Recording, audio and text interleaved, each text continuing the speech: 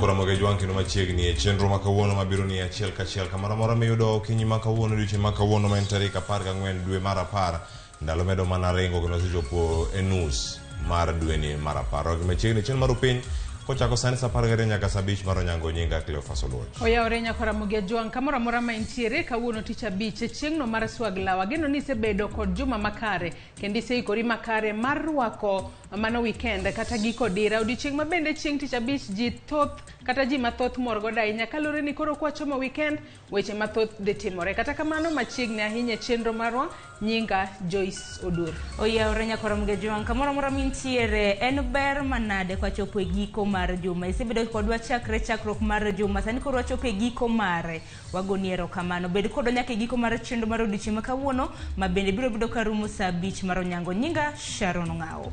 Sharon ichio nade? Achio makare. Amba chio maber to in Cleophas? Achio maber. Nogone Nyasaye erokamano. Ma chopo odiochieng' manyien. Wacho ni chio maber. Ana chio maber. Kalore ni bende en giko diri wacho ni inyalo wacho ni Friday inyalo wacho ni en onyalo luonge ni golden child of the week. Kalore ni kochopo chieng' Friday to warwako godo giko de warwako godo weekend. Joma thoth ahinya mor gi chieng' Friday igone dendi mo jomoko dhi gone dendgi mos kata kamano pod wantiere kae chenro mar piny kangwa tieko mae to Cleophas Oluoch biro kelo ni weche manyien ma bende biro chakore sa 12 nyaka sa 12:30 tok mano abiro kelo ni nonro mar gazet kama pile wanono gazet mar Daily Nation gazet mar The Standard kae to abiro donjo e twak mokwongo e chenro mar piny twak ma bende biro kelnwa kanyo kod Sharon Ng'ao. Nyako Ramogi Ajwang twak makamana biro donjo abiro bedo kadonjo godo chakre sa 1 mar okinyi nyaka sa 2 mar okinyi thuor wach mabeda biro bedo katwake ena kweth makwedo piny owacho gisechako tich ayanga koso oyo waseneno kata mana kogai mar ODM Raila Amolo Odinga osebedo katimo wuodhe mage ahinya e jumani kanotimo wuodhe mage gwenge mag Mathare nobedo gi romo bende Jivanji Gardens mantiere Bure Nairobi. Kalonzo Musyoka korka kore bende jumani neneno kuwuok oko mar pingo chiemo kanyakla kod kothe ma bende ntiere kod anyino dibed ni gisechako tich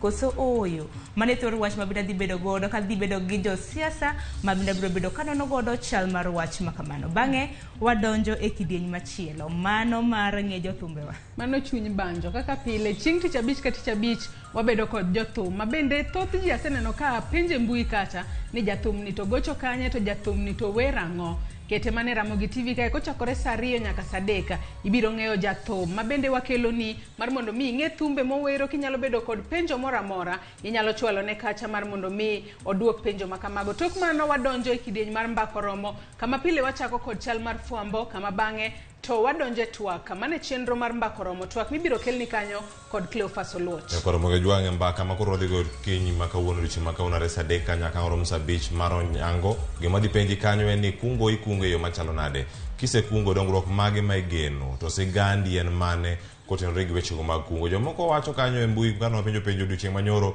ni kata gimi chamno e maonge mikungo to idhi yudo kanye kete mana ka wan gi jalonyo weche mag omenda kachiel kod jawala mabende osebedo kata ka kungo osebedo kotime nade nyaka sani makore ntiere gi ohala mare bende pod odhi nyime en gi puonj mane monyalo koni tin gi ang'o minyalo somo kuom twak makawuono chak tudri kod Facebook mar Ramogitv wantiere live mano Ramogitv YouTube wantiere kachal Ramogitv wantiere live bende yudo SMS line marwa en 3 ka Facebook page mara bende yudo kacha penjo waketo kendo tudore kodi kochako sani nyaka chenro ni room mano ang'orom kanyo sa 5 mar onyango imiwa pachi neno waken kanye to pachi twakwa en mane kuom mago duto Nyako Ramogi Ajwang twakwa mokwongo chakre twakwa mokwongo nyaka twakwa e chenro mar mbaka oromo in thuolo mar uri kodwa kiornwa ote magi kaluwore koda pachi namba mar ote machuok 3 mbui mar Facebook kaka pile yudowa achiel kachiel mano page wa mong'ere kaka Ramogitv page ma bende nitiere koda tik mabulu tudri koda bende e mbui maga koriwo Facebook Twitter Instagram kanyakla kod Twitter iyuda @Sharon Ng'ao. Nyako Ramogi Ajwang an bende nyalo tudri koda Facebook page mara iyuda Joyce Odur Twitter handle @JoyceOdur_ machiegni nikech ma Enrupi. Mokwongo magi thondweche. The society therefore calls on the DPP to publicly reveal the reasons for the discontinuation of the cases if the public are to restore confidence in the office of the Director of Public Prosecutions.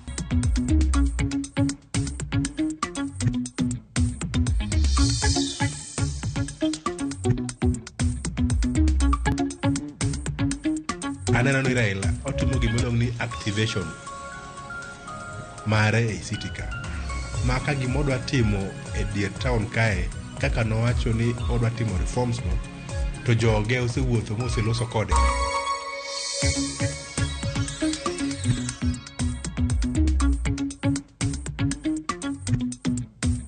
Wasichana wetu ambayo wanapata shida, haswa hawa ambao wanapata shida mpaka mtu anakufia kule, ni wasichana ambayo wamekimbia for the last 5 years ama 10 years. Amekimbia, ametoka kwa sponsor wake, passport ameacha kila kitu.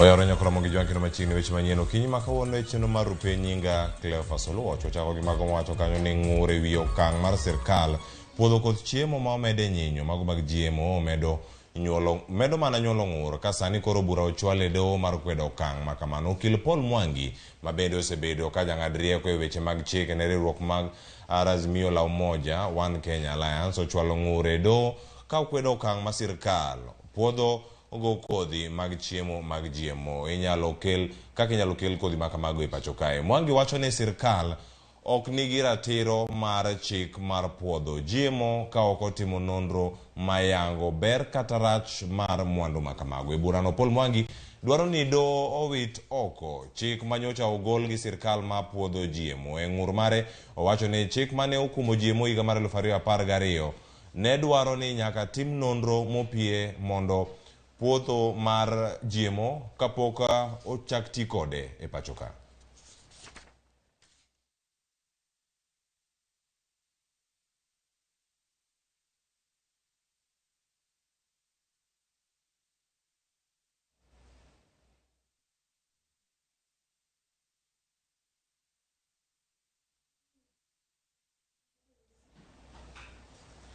Kawadhi e weche mamoko wayudo kanyo ni e ndalo 30 nyaka ne jatend piny Kenya William Ruto chamoma kaka jatend piny Kenya manyien, jo Kenya nyocha ni kod geno mar lokruok kaka yande osingo e kinde kampen.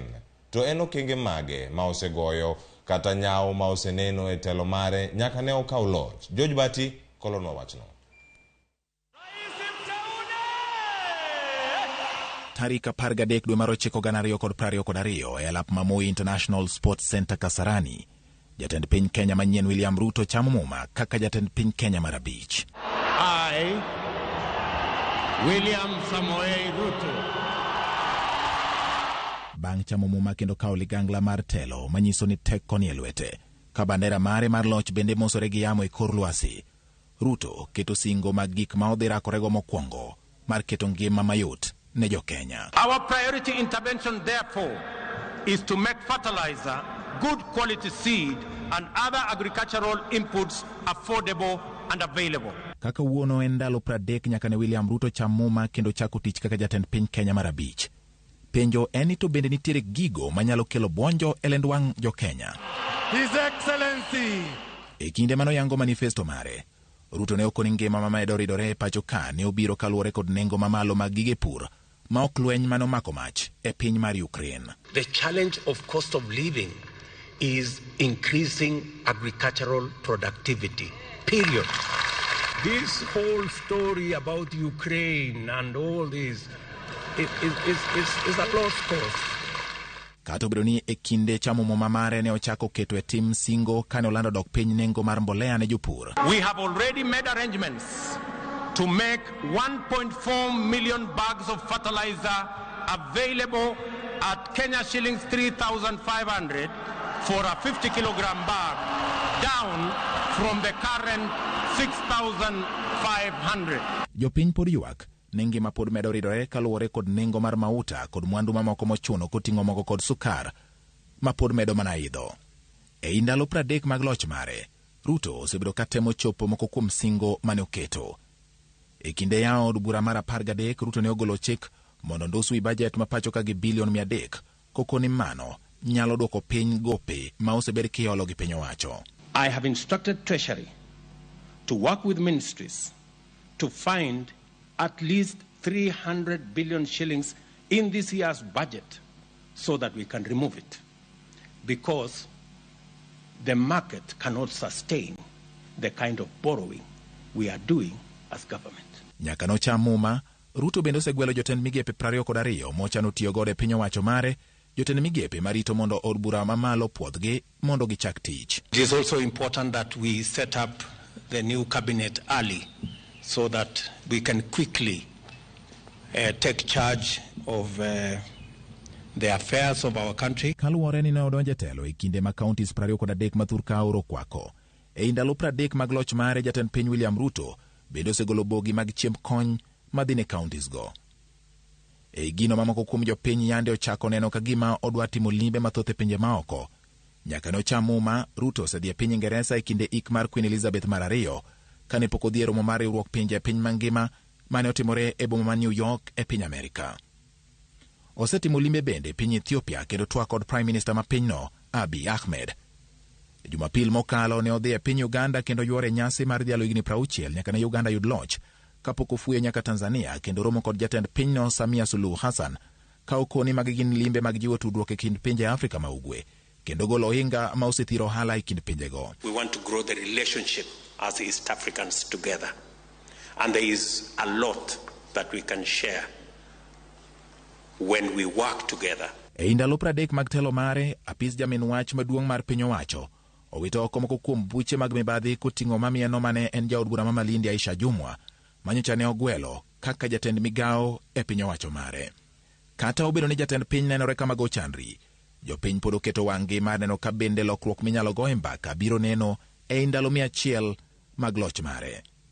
George Bati, Ramogi TV. Erokamano ya George Bati. Kama chelo bende wayudo kanyo ni chieng' tich ariyo jumani ogai mar ODM Raila Odinga nyocha oweyo jopiny gi penjo mathoth bang' yuoro e romo mar jopiny e kar yweyo ma Ramogi Gardens buore Nairobi kae mane chuny boma ma Nairobi chieng' tich adek. Raila bende ne oromo kanyo kod jorimb apiko e kar od burano mano ma Mathare kod Huruma kendo oseyo piny owacho mar Kenya Kwanza kuom rem e duoko piny nengo mar ngima. Dibed ni Raila ni kod paro mane e ngimane mar siasa? Reporter marwa Chris Owino kolo wach matut ewi Raila Odinga gi kama ochomo. Dwe achiel kende tok joyal buche 7 mag doho mamalo mogik siro yiero ma jatend piny Dr. William Ruto, ogai mar Azimio la Umoja Raila Odinga osebedo ka golo ranyisi ni oikore mar kawo ting' mar keto piny owacho mar Kenya Kwanza tesre. Kata kamano, jopiny kod jolony e weche mag siasa osebedo ka onge kod ler moro amora ewi okang' manyien ma Raila dhi kawo e safar mare mar siasa tok yiero mar dwe mar 8. Chieng' tich ariyo, Raila ne oweyo jopiny ka guonyo wiyegi bang' chopo e romo mar jopiny e kar yweyo ma Ramogi Gardens e chuny boma ma Nairobi.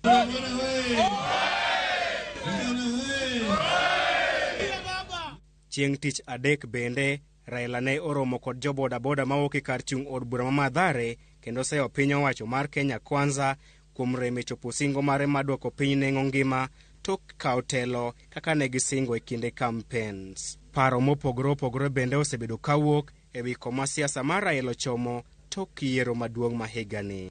Moko kuom jood bura mag Kenya Kwanza to ng'iyo okang' mar romo kod jopiny kaka chako campaigns mag siasa mohiu. Kata kamano, Nelson Osiemo, okil kendo jalony e weche mag siasa, to nigi paro mopogre. Kana Supreme Court no ogolo ruling margi, na Raila no wacho ni odwaro reform e Supreme Court. Mano wacho ni he will lead a 1 million march to do that reform. Bang' mano ni neno ka weche no dhi mo oling mate. So mondo neno kuwuotho kama nitie gima jakom dwa timo for reform agenda. And this reform agenda en ga gima is pro people. people driven. Kendo ibro neno ka en ma ochierogi and people jopiny bro kawo as margi. Okil Nelson osiemo kolo ni Raila nigi historia mar telo ne chenro mar kelo lokruok e weche mag telo kod demokrasia tok yiero ka yiero, ka olieko ni okang' mar chako romo kod jopiny en ranyisi makene Raila chano telo ne chenro mar kelo lokruok e pacho kae. Odhi mo wuotho bunge la wananchi e dier town ka. Odhi Oromo, odhi Mathare, koro odhi Kibera. To pok otieko wuodhno, aneno ni Raila otimo gimoluong ni activation mare e city ka. Ma ka gimodwa timo e dier town kae, kaka nowacho ni odwa timo reforms go, to joge osewuotho moseloso kode. Poni en adier ni Raila chano telo ne chenro mar kelo lokruok e pacho kae, ang'o momiyo ne ochake mana e pap ma ji vanji. Owuotho in political basis kapok owuok odhi oko. Mondo Nairobi oweko osechwakre ong'e nang'o ni serikal ni kik bed ni ji nindo ni serikal tiyo to serikal ok ti. Moko kuom josiasa kod johera mag Kenya Kwanza temo tudo romo makamago kod chenro mag chocho agenda mag dongruok mag Kenya Kwanza. Osiemo bende nigi paro mopogore kod josiasa mosebedo ka sundo Raila mondo were kod weche mag siasa bang' rem kawo telo yiero maduong' mokalo, gino mane nenore kaka thuolo mare maber mogik e kawo telo ma pacho kae. That position ma occupy a opposition is still very relevant nikech en gi G6 million gi 900,000. Chris Owino, Ramogi TV, Nairobi.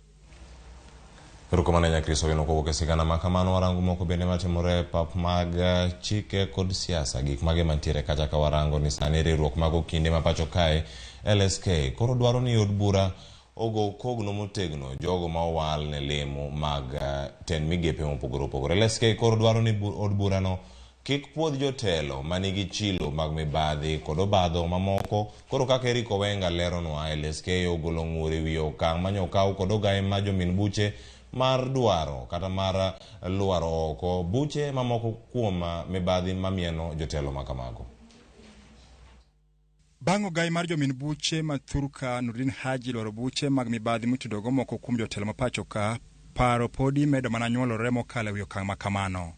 Riwruok mar okinde mapacho ka LSK koro sundo Nurdin mondo chiw ler e wi okang' mane okawno. The society therefore calls on the DPP to publicly reveal the reasons for the discontinuation of the cases if the public are to restore confidence in the office of the Director of Public Prosecutions. Okwadwa dok e pin kendo ma executive ma wacho to jite winjo mano boketho nwa piny ka okinde wawacho ni wabo chung ratiro kendo kwa biye. Riwruogno ka osingo kawo ndamo mager mar chik ne Nurdin e thuolo mar ndalo 3 pono ni ok owuok oko kendo ochiwo ler wi okang' mare no magiwacho ni obalo kod dwaro mar chik. Samo timo gie kotimo ga kotimo gino to wan wang'eyo ni nitie okolo chik, nitie ng'at ma mataye yoga toke kata nitie pressure ma ng'ato keto ne kamoro. Koro wabiro miye ndalo 3 kaka ker marwa mar kweth mar okinde nosewacho maka okomiyowa okochiwonwa okofuononwa wachno maber to nitie gik mang'eny mwanyalo timo. Koro seche gito pod ok nawacho gik mwanyalo timo ne. Ka gihum nono e wi lweny mar kedo kod mibadhi mathurka makoro giwacho ni nyalo bedo matek mokalo. Ahinya kaluwore ni josiasa mamoko to buche mag mibadhi to pod dhi nyime. The question is, what has changed in that situation? By the time they were making the decision to charge him, they must have known of the gaps. Kendo team proper vetting. Okwadwa ni wachop kamoro ni pinyni entie jok moko mantie giteko moingo jowetegi. Kikwalo pesa mar serikal, pesa ma jite, jo Kenya machulo ushuru nyaki duok pesa no. Okindego bende nokwedo okang' mar lando tije kata lemo mag CAS moko ma bende ne doho kumo ni obalo kod dwaro mar katiba. Lwasi mar liet medo tidre ni apis jomen wach motele kod Nurdin Haji kalore kod okang' manyokawo mar wito oko moko kuom buche mane omak ni joketho mag mibadhi. Duol mochung'ne okinde mapacho ka LSK koro kwayo od bura mamalo none ni ogo kogno jotelo mabiro chopo nyime ka itimo gi nonro makende motelo ne yiero e cabinet. Eric Owenga, Ramogi TV, Nairobi. Ero makamano ahinya Eriko Wenga ke Nairobi ka kendo komiwa report maler kamano dhi nyime warango kama chelo ni kamiti mar od bura mamalo koro chwalo milome moyiedhi mar biro chako goyo kogno jotend migepe Mayande Owal kod jatend piny Kenya William Ruto jumbe ariyo mokalo. Chenro mar dayo dho jodito go duto koro chakore chieng' wuok tich mano mar juma manyien. Walter Nyambaga miyo ler mar wachno. Milome moyiedhi mochwal ne jotend migepe mogwel kod oganda jo Kenya chiwo ler kaka chenro mar dayo dho jotend migepe ochan tim kochakore chieng' wuok tich mar juma manyien tarik 17 wang' saa 3 mokinyi. We want to say now we had a preparatory meeting to organize ourselves in preparation of the vetting process beginning Monday. And I want to assure Kenyans this will be an open, transparent and very accountable process. Biro dwaro ni mondo gichop kod oboke magin kaka mano mar bedruok mowuok korka duol makedo kod mibadhi pacho ka EACC. Oboke manyiso ka gisebedo ka gichulo osuru kaka chik dwaro mowuok korka KRA. Oboke manyiso kaka idwoko ola mar somo mamalo HELB ne jok mane oyudo sir mar somo. Oboke manyiso kido makare michiwo kod DCI kanyakla kod mano mayango ni ng'ato nyinge oko terne jobendo kata CRB. Kamiti moting'o nying ji 28 no biro yawo pap kod jatend Amani National Congress Musalia Mudavadi mogwel kaka jatend jotend migepe kendo ibiro luwe kod spika machon Justin Muturi mogwel ne lemo mar Attorney General. Nyawadgi mar lweny Aden Duale biro chope nyim kamitino saa 5:30 maronyango. Kamitino biro keto Alfred Mutua wi orindi migawo mare mar tudruok pinje ma oko kailuwe kod ja od bura makandara Alice Wahome mane apeo nene migawo mar pi. Kao loko chenti chario tarik 18 dweni ngire kithure kindiki mogwele ten migawo mar arita kwe biro bedo wendo kamitino kailuwe kod ngire Njuguna Ndung'u Maro Menda Kaisha Juma mogwele migawo mar rango jotije piny owacho biro bedo wende mbele kamitino ka ochopo saa 5:30 odiochieng' nogo. Davis Chichir mogwele teko kod modhi biro chopo nyim kamitino saa 6:30 kanyawadgi Moses Kuria mar weche mago ala ema biro loro odiochieng' mar tich ariyo. Chenti chade, Seneta ma Elgeyo Marakwet Kipchumba Murkomen Marapaya Pida kod Wuodhe biro yawo tich adek nyim kamitino kailuwe kod Soipan Tuya Mara Lora kod bunge tich abich mar tarik 21. Mithika Linturi mogwel ne pur kod pith biro duoko penjo kai liudo walo mar weche tudruok biro nyiso chia mare kochopo saa 4:30. Migawo mar somo Ezekiel Machogu biro rado gi kamitino saa 5:30 ka Babu na Mamba mar tuke kod chenro mag rowere biro duoko penjo kai luwe kod Rebecca Miano. Kamitino biro loro chenro mar ngeso tarik 22 kod Simon Chelugui mar riwruoge mag Saga Welini matindo kod madongo kanyawadgi mar mula kod chenro mag Nam Salim Vuria to biro chopo mbele kamitino saa 4:30. We will apply the mind, the law, standing orders and fairness. Nyinge mag jok mokalo chenro mar goyo kogno ibiro pedhie od bura mar twak kaka mitino biro chwalo lipot ne od bura. Walter Nyambaga, Ramogi TV. Kamane nya Walter Nyambaga. Giko ne riwruok ma governors koro donjo e winjruok gi migawo mar omenda ma pacho kae wichiwo omenda ne counties osebedo ka yware kuom thuolo malach. Ka mano bende ne otimore e kinde mane gi moko kuom gi otimo romo margi monywando governors duto ma pacho kae mano mbagi na Ivasha. Governors pod nigi ywak e wi midhiero ma pod nitiere koriwo koda ka omenda mane sekta no mar thieth. Lilia Okeyo miyo waler. En ngur mosebed kichwalo gi governors ma pachoka ka governors go ywago onge mar omenda mag counties wach magisebedo kagiwacho ni osebedo kathiro dongruok mag kor gwenge. Governors go koro yudo fungruok bang' romo margi Mandalario mano bagi boma ma Naivasha e county ma Nakuru kama migawo mar omenda yango ni oseketo chenro makare mar chulo gope mag counties ma pok ochul. The Salaries and Remuneration Commission in collaboration with the Council of Governors shall review the Transition Authority 2013 circulars on advisors to reflect the current labor market trends and to allow attraction of competent officers. As much as the CS National Treasury talks about pending bills being given the first charge, but the most overriding thing is let them be auditable so that we are paying the bills which are having supporting documentation. Kana wegiko marumono Jakom riwruok mar Governors Anne Waiguru wacho ni migawo mar omenda osingo chiwo omenda go e sama owinjore kaluwore gi winjruok ma gisetimo. Intergovernmental Relations Technical Committee shall ensure that all devolved functions are fully unbundled and transferred to the county governments, and the attendant resources shall follow the functions. Anne Waiguru bende wacho ni winjruogno oriwo nyaka chulo gope duto mag jotije counties ma counties nego. The Salaries and Remuneration Commission shall work closely with the county governments to harmonize salaries and benefits to all officers in the counties. The actors are COG, the county governments and SRC. Waiguru olero ni tend counties ma pacho ka biro neno ni ng'iepo mar gik moko e counties otim gi jogo mopuodhi kaka achiel kuom yore mag kedo kod mibadhi e counties ma pacho ka. County governments shall work together with the County Pensions Fund, CPF, and the Salaries and Remuneration Commission on the management of gratuity and pensions. The actors are county governments, Salaries and Remuneration Commission, and County Pension Fund. Geno koro nitie ni governors go biro chako tiyo ne oganda jo Kenya yo makare kaka ne gisingo. Pono ni winjruogno oketie tim. Lydia Okeyo, Ramogi TV, Nairobi. En geno maroni magiduto bende dhi kalo kendo gigo magidwaro biro chopo e yo moro makare. Wadhi wechego mag thieth. Kanyo koro wayudo ka riwruok mag lakteche ma pacho ka KMPDU oseyo migawo mar thieth kuom thegruok kethruok mag yedhe mag chanjo go mago mag midhusi mar corona mano mar COVID-19. Jatend migawo mar thieth nyo ochiwo lipot mayango ni chanjo maromo 843,718 mag chanjo mar AstraZeneca ne okethore kar tarik 31 dwe mar adek higani kaluwore kod kwan matin mag ji makoro kawo chanjo makamano. Moko kuom jokanyo e sekta mar thieth dwaro mondo nonro matut otim e wi yedhego mag chanjo makoro osekethore. Judith Mondi nigi lerno. Migawo mar thieth nyogolo lipot mapogore kod mano mar riwruok mar lakteche e wi lal mar yedhe chanjo moko mag COVID-19 e pacho kae. Riwruok mar lakteche KMPDU pod chung kar tiendgi mar sayo migawo mar thieth kuom chanjo mag COVID-19 makethore ute thieth ma pacho kae.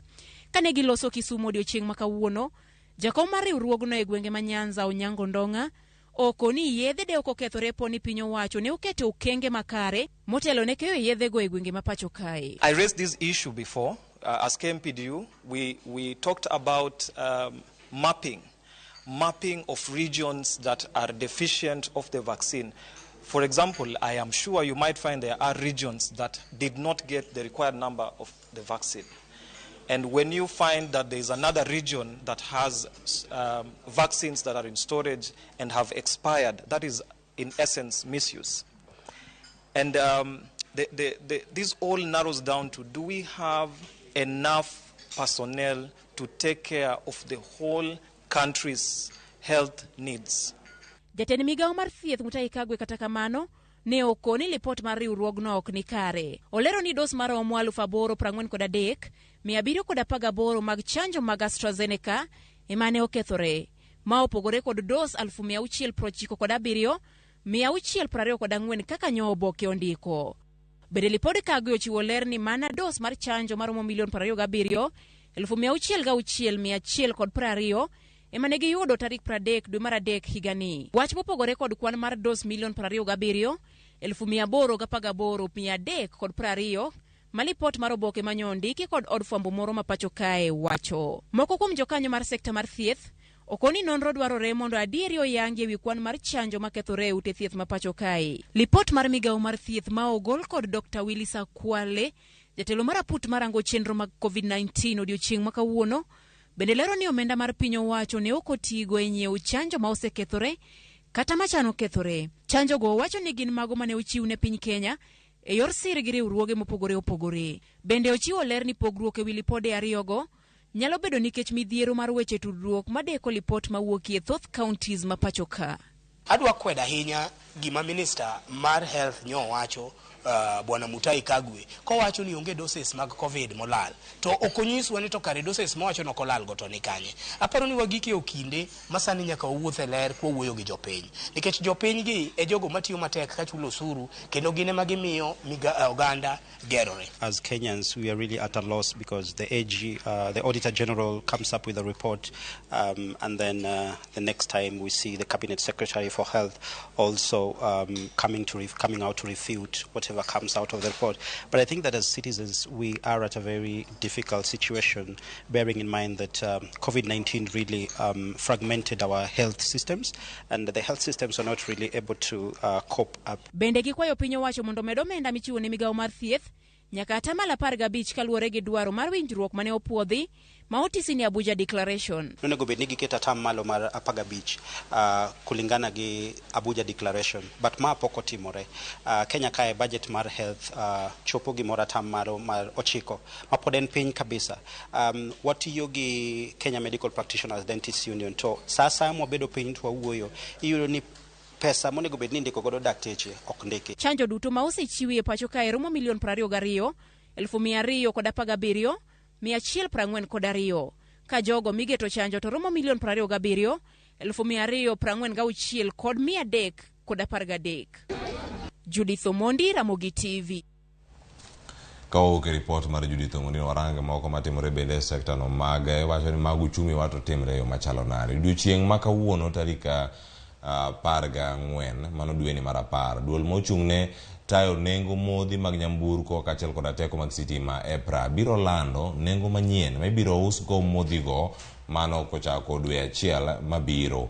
Nengo mag mwandu go oseidho e okang' mamalo kendo medo mana oganda pek mar ngima. Bende nitiere fuong'ruok moro amora manyalo neno e nengo go dwe ni mano bang' medruok mane okelo ywak e dwe mokalo. E dwe no koth miyowa kwan mag kaka nengo modhi osebedo kaidho e pacho kae kaachiel kod pinje maoko kama Kenya nyiewe go modhi machalo kamago kendo koro nyaka sani tiyogo e nyamburko ponono ni nyalo buonjo matin odiochieng' ma kawuono ma chieng' tich abich. Chieng' tich abich tarik 14 duol mochung'ne tayo nengo mag modhi nyamburko kod teko sitima EPRA biro lando kaka modhi go ibiro usi e gwenge mopogore opogore. Okang' manyalo weyo jomoko kod buonjo ka jomoko to pod nyalo medo muodo lak. Kenya nyiewo modhi duto mag nyamburko kowuok e pinje maoko kendo nengo ma onyiewo go mwandu go ema yango kaka nengo chalo e pacho ka. Ramogi TV ne oseyudo kaka nengo ma inyiewo go modhi go kowuok e pinje maoko osebet e dwe achiel mosekalo, kama yangore ni nengo mar petrol ne olwar kod 10.8.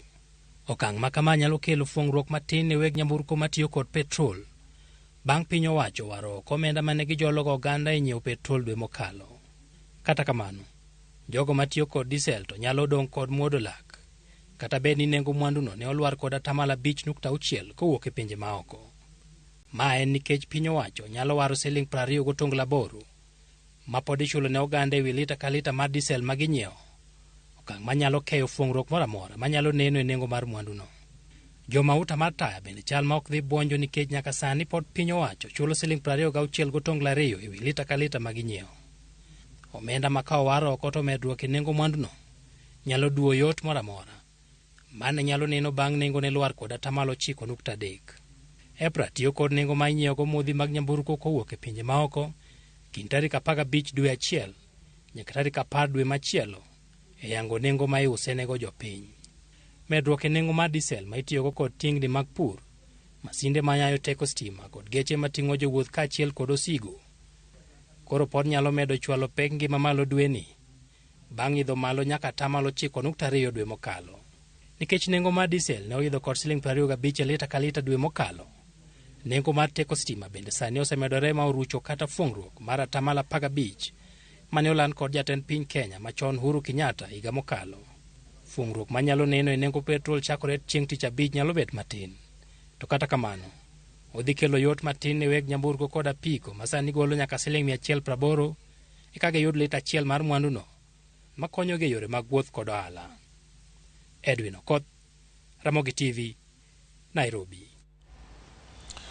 Wawuoke weche makamago bende warang moko motenore kod ngima dhano ni sani to tije ochomo kanye. Riwruok weg kembe mochung'ne jotich e pinyno ma Saudi Arabia jowuok oko ma kiro lwetgi ewi wach midhiero makoro osebedo mathoth ka koro gikoni juko jogo duto mantiere pinjego maoko tiyo e yo machalo nade. Gituo ni thoth jogo masandore kuno gin mago madhi e tok chik.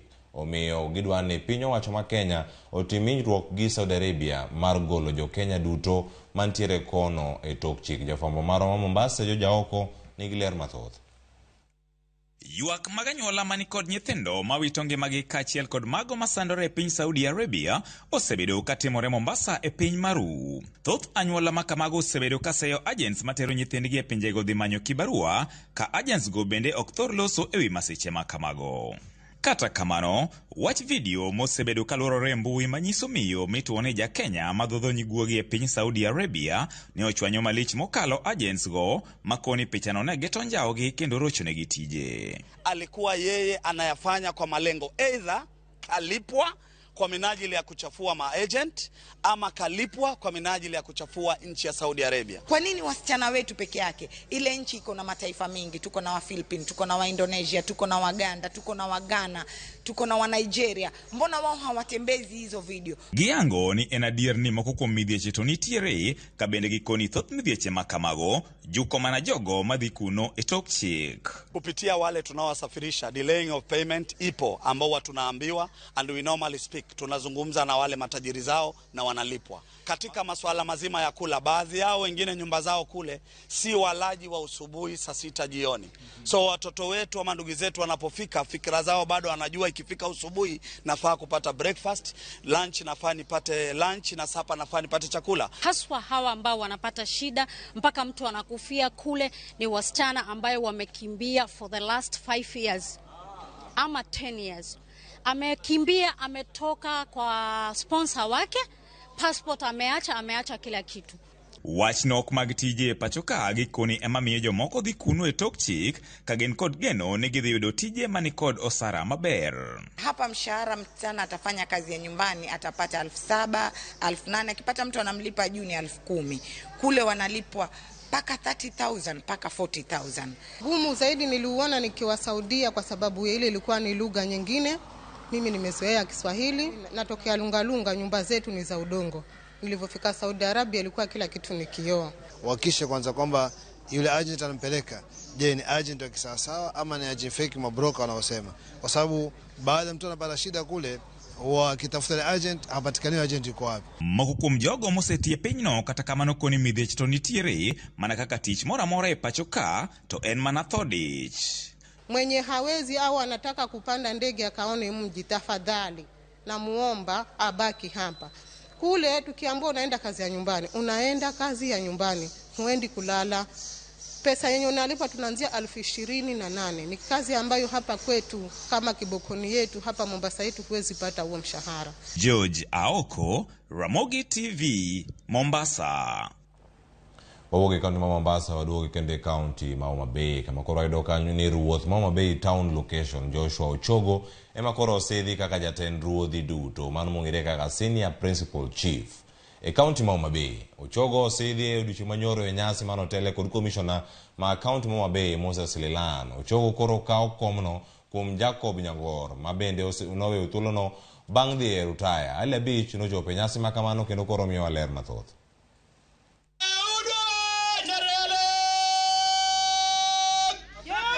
E nyasi mane obagi e lap majwa Kali Ground sebuma ma Homa Bay, Ochogo ne osidhi ayanga kaka jatend ruodhi te manie kaunti kata senior principal chief ka koro kawo kar Jacob Nyangor ma osebedo e komno kuom higni 4.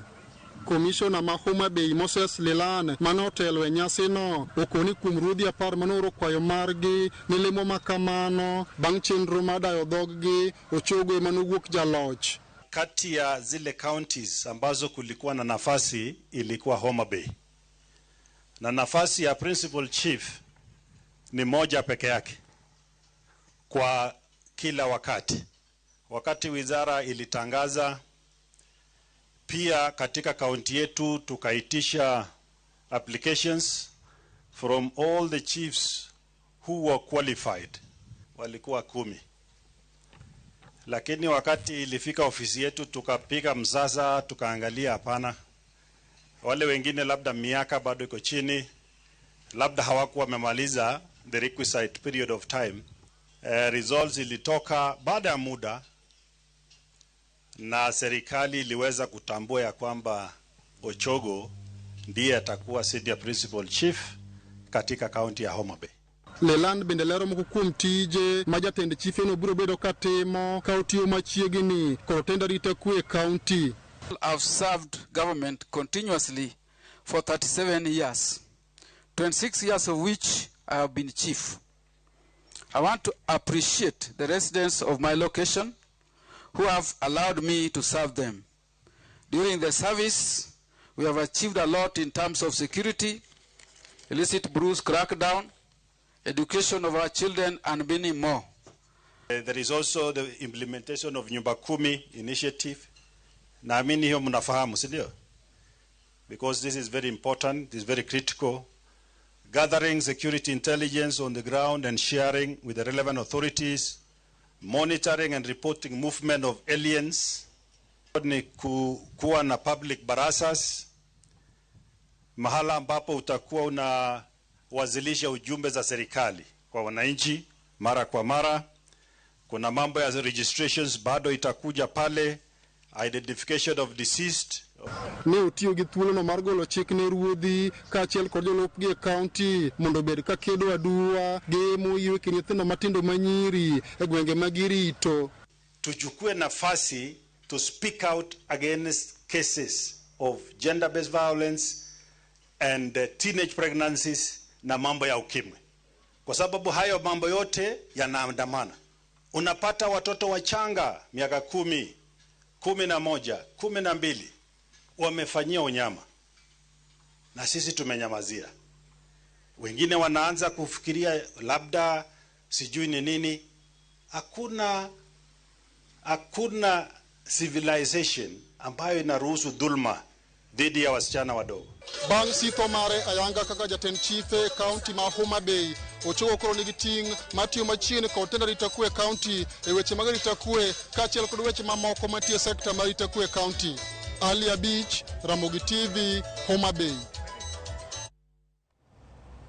Wabuoke county Homa Bay, waduoke county ma Kisumu. Edo kanyo jodak manyalenda e boma ma Kisumu koro timo ng'anyo mamuolo duche manyoro kaluwore gi lal mar stima ma kinde ka kinde. Kendo chwalo ng'ur margi ne jodito mag kambi mar stima kaachiel kod tend sirkal mar county kod mano bende mamalo. Jodak go wacho ni gisebete mudho kochakore Jumapil bang' muoch mar masinde mag stima mano mag transformer gino makoro oseketho weche mag arita kwe kendo kelo lal ne johala mayuto gi oyiengore teko mar sitima. Oganda go bende wacho kanyo ni kata obedo ni gisetemo yudo konyruok kuom jotelo mag kambino, ywak gi pok owinji. Gichiwo odiochieng' achiel kende mondo mi oduok negi sitima, ka ok kamano to gibiro dok mana ndara.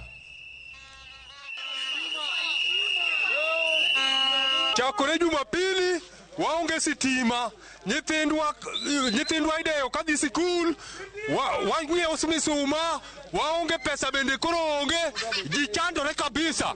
Koro wakwayo sirikal, ung'eyo maber, nyingwa osekethorega ni wan jo Kisumu, wan jo matata, to waketo ni kawuono wadambana gi imani, onge gama wango tael, gimo wadwaro sitima. Kaka manarega okanya chamo ni masin stimolan. Mara reo nyoja kanyo ufa 15,000 ufa kwal.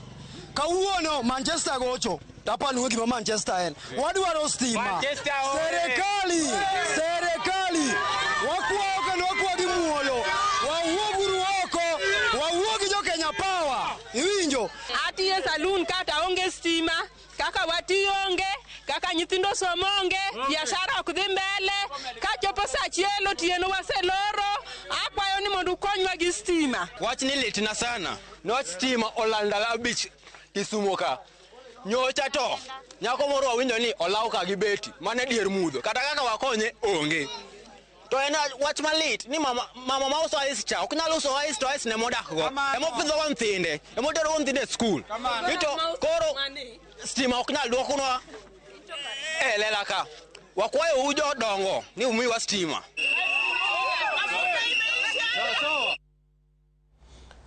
Jodongo jotelo wijuru ywak jo Nyalenda gikwayo kanyo duoke uru stima molal Nyalenda rita kwe ber ahinya donge nyinga Cleophas Oluoch kendo kanye makelo wa giko mag weche manyien ma waikono kinyi ma kawuono channel mar piny ote mag untiere kar ka jo Nyalenda bende oro message ka wasoma ne achiel moro ka oyawre Cleo an Joyce Polo awinji weyo makare kantiere katuoro Nyalenda bi owacho kanyo ni bed gi odiochieng' maber jalembo amos na kanyo Sharon kod Joyce Oduor erokamano ahinya Ramogitv kae Charles Luanga Ogato neno wakendiere Nyamira oyudo yo makare Godon Ayoro yudo yo maber Pamela Wetoi bende yudo wa wacho ni nyar oriwo Nyanaya wacho ni en kodo mane achiel kachiel chenrowa kama wantiere kama Nzonia bende neno wa kae yo makare wacho ni chenro ma kama ok bare ka jakinyar modi to wacho nade owacho kanyo ni ati en gino ma orito mana neno ng'ane kod ng'ane kaka gimielo odiochieng' ma kawuono med mana rito nyakora moke jwang' wantiere kar ka ang' wakelo ni chenro mathoth ka sani mabiro en nonro ma gazet nyinga Cleophas Oluoch riti masani